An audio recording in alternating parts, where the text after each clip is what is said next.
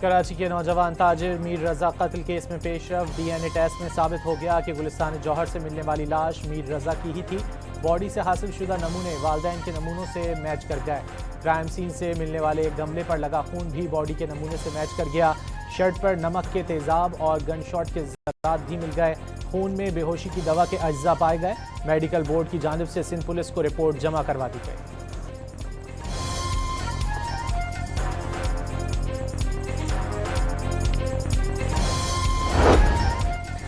میر رضا case کی نئی تحقیقاتی کمیٹی کا رکن SSP علی رضا کا جائے وقوع کا دورہ۔ اطراف میں قائم نرسری کے ملازمین سے پوچھ گچھ کی گئی۔ قریبی مسجد کی CCTV کیمروں سے متعلق بھی معلومات حاصل کی گئیں۔ میر رضا کے والدین بھی SSP علی رضا کے ہمراہ تھے۔ ہماری 31 کو بن جاتی تو آئی تھنک کہ ہمیں قبر کشائی کی طرف بھی نہیں جانا پڑتا، مگر ہم آج جس جگہ پہ پہنچے ہیں، جس جگہ پہ آئے ہیں، تو آج ہمیں تھوڑی سی سیٹسفیکشن ملی ہے۔ لیٹس ہوپ کہ انشاءاللہ بچے کو انصاف ملے اور 3-4 دن میں یہ ہمیں کوئی رزلٹ دے۔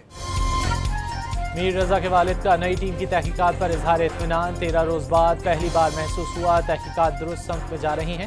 کیس کو منطقی انجام تک پہنچانے کی خواہش ظاہر کر دی۔ انصاف کے لیے کسی بھی حد تک جانے کا اعلان۔ بیٹے کا کچن جائے وقوع کے مقام سے آدھا کلومیٹر دور ہے۔ 3 مشکوک افراد سے متعلق معلومات پولیس کو پہلے ہی فراہم کر چکے ہیں۔ حقیقت جاننا چاہتے ہیں واقعہ کیوں اور کیسے پیش آیا۔ والد میر حسین کی میڈیا سے گفتگو۔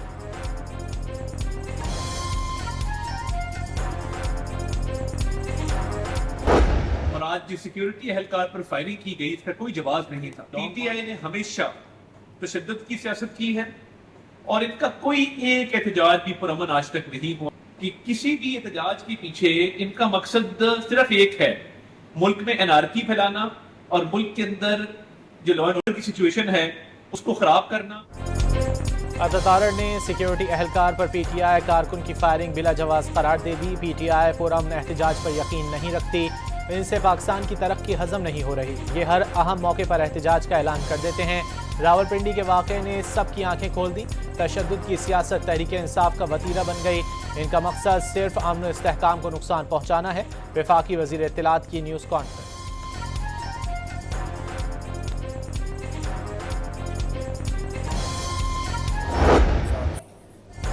وزیر اعلیٰ خیبر پختونخوا کی کال پر PTI رہنماؤں، وکلاء اور کارکنان کی بڑی تعداد سپریم کورٹ پہنچ گئی۔ سلمان اکرم راجہ نے کچھ دیر بعد احتجاج ختم کر دیا۔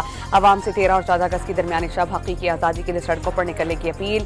سلمان اکرم راجہ کی رجسٹرار سپریم کورٹ سے ملاقات۔ بانی PTI کے کیسز کی جلد سماعت مقرر کرنے کی استدعا۔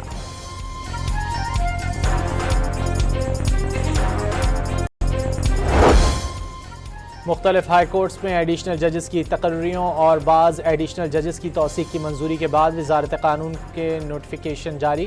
اعلامیے کے مطابق صدر مملکت نے لاہور، سندھ، پشاور، اسلام آباد اور بلوچستان ہائی کورٹس میں ایڈیشنل ججز کی تقرری کی۔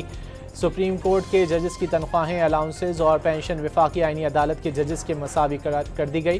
ہائی کورٹ ججز کے رخصت، پینشن اور مراعات سے متعلق 1997 کے حکم میں ترامیم بھی منظور۔ صدر نے ہارون اختر کو وزیر اعظم کا مشیر برائے صنعت و پیداوار مقرر کرنے کی بھی منظوری دے دی۔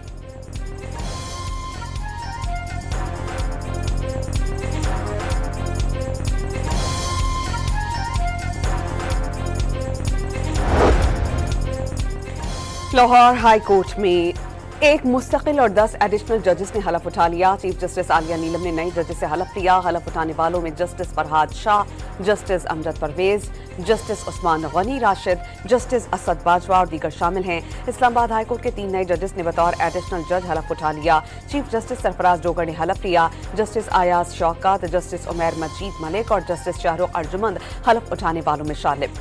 حلف برداری تقریب میں ہائی کورٹ کے ججز، بار کے نمائندگان اور وکلاء کی شرکت۔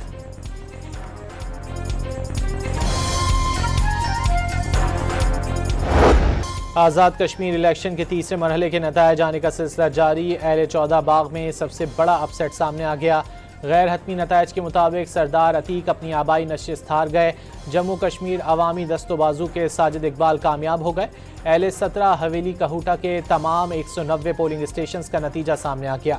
غیر سرکاری نتیجے کے مطابق پیپلز پارٹی کے فیصل ممتاز راٹھور پہلے اور نون لیگ کے محسن عزیز دوسرے نمبر پر رہے. الیکشن کمیشن نے اہل 16 باغ 3 کے نتائج روک دیے. کچھ پولنگ اسٹیشن پر تصادم اور ووٹر کے بائیکاٹ کے باعث پولنگ روک دی گئی تھی. 12 پولنگ اسٹیشن پر دوبارہ پولنگ ہوگی.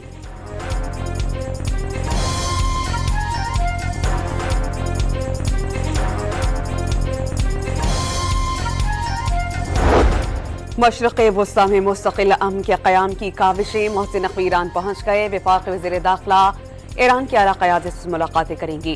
خطے کی موجودہ صورتحال سمیت مختلف امور پر تبادلہ خیال کیا جائے گا. صدر ٹرمپ کا ابنائے ہرمز پر مکمل کنٹرول کا دعویٰ. ایران کے خلاف کارروائی تیز کرنے کی دھمکی بھی دے دی. واضح کیا کہ ابنائے ہرمز سے تمام بارودی سرنگیں صاف کر دی گئیں. میڈیا سے گفتگو میں امریکی صدر کا کہنا تھا کہ ایران مسئلہ پیدا کر سکتا تھا لیکن وہ بالکل کنگال ہو گیا ہے. امریکی صدر نے ایران سے جنگی نقصانات کے معاوضے کا جوابی مطالبہ کر دیا. کہا کہ ایران 50 سال سے قتل کیے گئے ہزاروں افراد کا معاوضہ دے.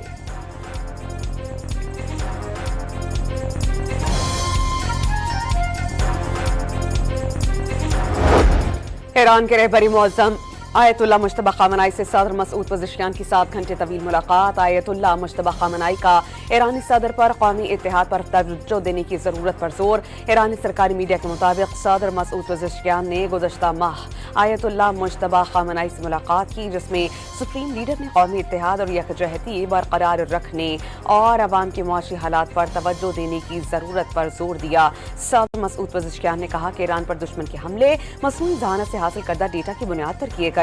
ایران نے جاسوس نیٹ ورک اور اجرتی عناصر کی منصوبہ بندی کو یکے بعد دیگرے ناکام بنا دیا.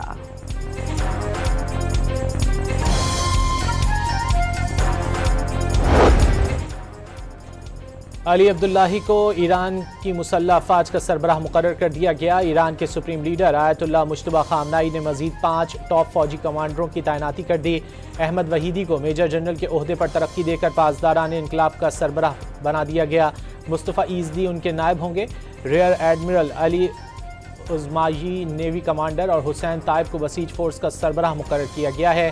آیت اللہ مجتبی خامنائی نے محمد باقر ذوالقدر کو اپنا سیاسی مشیر اور ڈاکٹر محسن رضائی کو سپریم نیشنل سیکیورٹی کونسل میں اپنا نمائندہ مقرر کیا ہے. ایرانی وزیر خارجہ عباس عراقچی اور ایرانی پارلیمنٹ کے اسپیکر محمد باقر خالباف نے فوجی تقرریاں مقرر کیے گئے کمانڈرز کے جنگی تجربے کی عکاس قرار دے دیں. عباس عراقچی نے ٹیلی گرام چینل پر پوسٹ میں کہا کہ 6 کمانڈرز نے مسلط کردہ دونوں جنگوں کے دوران اپنے تجربے کا بہترین مظاہرہ کیا. باقر خالباف کے مطابق احمد واحدی نے 40 روزہ جنگ کے دوران پاسداران انقلاب کی قیادت کی تھی. فورس کو سپریم لیڈر مجتبی خامنائی کی رہنمائی سے استفادہ کرتے ہوئے سفر جاری رکھنا چاہیے. باب المندب میں سعودی بحری جہاز پر حوثیوں کا میزائل حملہ. العربیہ کے مطابق جہاز پر سوار 2 پاکستانیوں سمیت 3 افراد جاں بحق ہو گئے. حوثی ملیشیا کا یمنی مخا بندرگاہ پر بھی دوبارہ حملہ. ڈرونز اور بیلسٹک میزائل داغ دیے. یمنی فوج کے مطابق حوثیوں نے مخا اور مارب میں رہائشی علاقوں کو بھی نشانہ بنایا. حملے میں کسی جانی نقصان کی اطلاع نہیں ملی.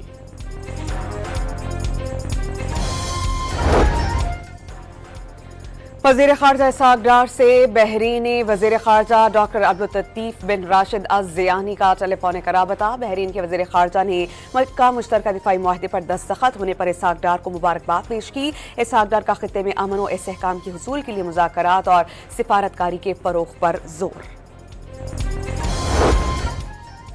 وفاقی کابینہ نے Pakistan information security frame work 2026 کی منظوری دے دی. فریم ورک کے تحت اداروں میں سائبر سیکیورٹی کے انتظامات اور حفاظتی اقدامات کو بہتر بنایا جائے گا. نیشنل سرٹ حکام نے پاکستان میں بڑھتے سائبر حملوں کے پیش نظر قومی انفارمیشن سیکیورٹی فریم ورک اہم پیش رفت قرار. حکومت کا برآمدات بڑھانے کے لیے مزید اقدامات. وفاقی کابینہ نے خصوصی ایکسپورٹ پیکج کی منظوری دے دی. برآمد کنندگان کو سستے قرضہ جات کے لیے 100 ارب روپے سبسڈی دی جائے گی.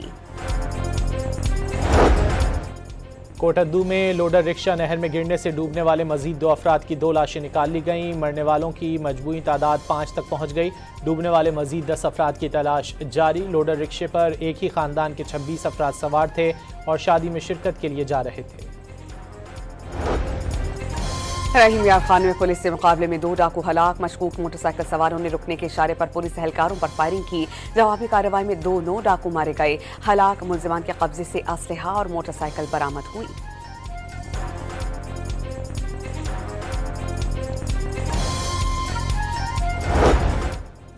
کراچی کے علاقے مریر میں منگوٹ کے قریب نالے سے 4 سالہ بچے کی لاش مل گئی. بچے کی لاش بوری میں 3 ٹکڑوں میں ملی. 4 سالہ بچہ گزشتہ روز سے لاپتہ تھا.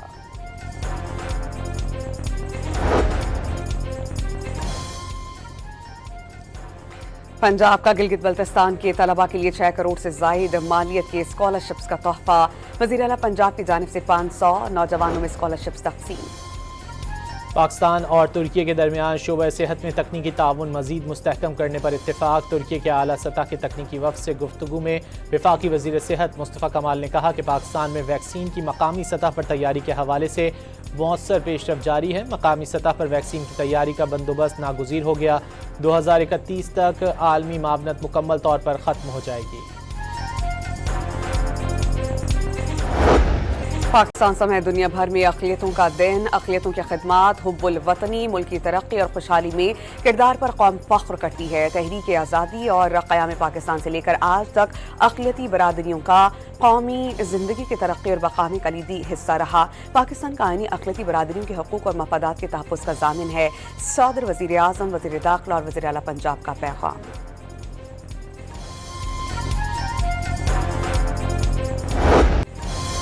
آزاد جموں کشمیر کے نوجوانوں کے اہلیان وطن کو یوم آزادی کی مبارکباد. ملک سے محبت، قربانی اور قومی یکجہتی کے عزم کا اعادہ. نوجوانوں نے پاکستان کو خوابوں کی تعبیر، امیدوں کا مرکز اور دلوں کی دھڑکن قرار دے دیا. آؤ سب مل کر ایک آواز ہوں اور فضاؤں میں پاکستان ہمیشہ زندہ باد کا نعرہ گونجے. عرض وطن سے تجدید وفا کے ساتھ جشن آزادی کا ٹیزر جاری کر دیا گیا. شام کے معزول صدر بشار الاسد کو ان کی غیر موجودگی میں سزائے موت سنا دی گئی. بشار الاسد دور کے سیکیورٹی عہدیدار اور ان کے کزن عاطف نجیب کو بھی سزائے موت دی گئی. اقوام متحدہ نے افغانستان میں احتساب کے نظام پر سوالات اٹھا دیے. طالبان نے قرآن، حدیث اور فقہ حنفی کی اپنی تشریح کو قوانین کی بنیاد بنایا. اقوام متحدہ کے امدادی مشن یوناما نے رپورٹ جاری کر دی. کولمبیا میں 7.4 کے زلزلے نے تباہی مچا دی. 132 افراد ہلاک اور سینکڑوں زخمی ہو گئے. 50 سے زائد عمارتیں ملبے کا ڈھیر بن گئیں. ہزاروں افراد محفوظ مقامات پر منتقل ہو گئے. عمارتوں کی تباہی کی ویڈیو دیکھ کر لوگوں کے دل دہل گئے.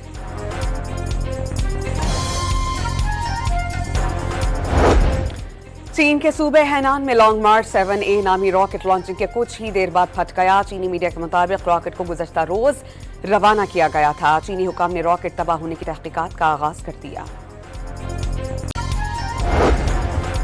نیو یارک سٹی کے میئر زہران ممدانی نے پاکستانی کمیونٹی کے ارکان کے ساتھ علامہ اقبال کمیونٹی سینٹر کے میلے میں شرکت کی.